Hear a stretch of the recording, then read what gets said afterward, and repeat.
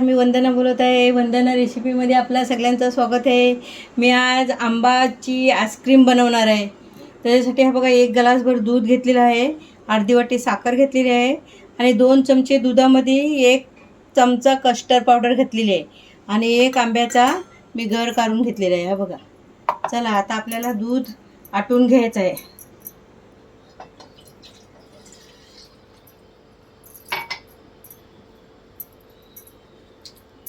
दूध आटून घ्यायचं आहे आणि दुधाबरोबर लगेच आपल्याला ही साखर घालायची. दूध छानपैकी गाढ करून घ्यायचा. त्यानंतर ही कस्टर्ड पावडर घालायची.